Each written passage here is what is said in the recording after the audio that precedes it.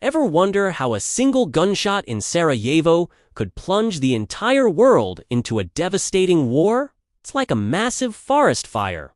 It wasn't just one match, but a forest floor covered in dry tinder, waiting for a spark.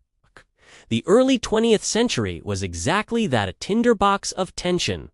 Let's explore the three main isms that led to World War I: nationalism, imperialism, and a tangled web of alliances.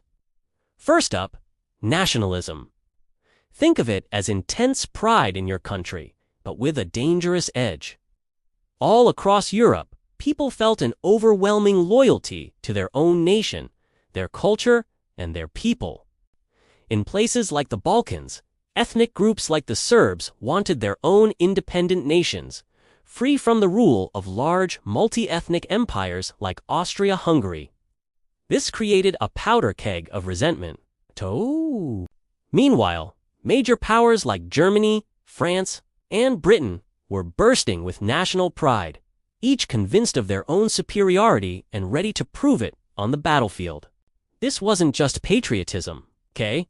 It was a competitive us versus them mentality that made conflict seem not just possible, but glorious. Let's talk about imperialism.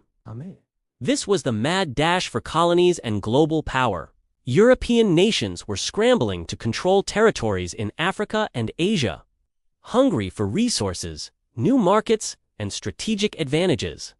This created a fierce rivalry. Britain had a vast empire, and Germany, a rising industrial power, wanted its own place in the sun. This competition for colonies led to frequent clashes and near wars, cranking up the tension between the great powers.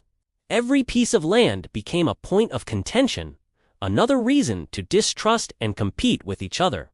It was a global game of monopoly, but with real armies and navies. Finally, the alliances. To protect themselves in this tense climate, countries formed complex webs of military pacts. It was like a schoolyard where everyone picks a team before the fight even starts. On one side, you had the Triple Alliance: Germany, Austria-Hungary, and Italy. On the other, the Triple Entente: France, Russia, and Great Britain. These alliances were meant to keep the peace through a balance of power, but they did the opposite. They created a domino effect. An argument between two countries could now drag all their allies into the conflict. So when Archduke Franz Ferdinand was assassinated, Austria-Hungary's dispute with Serbia quickly escalated, pulling Germany and Russia, then France and Britain, into the abyss.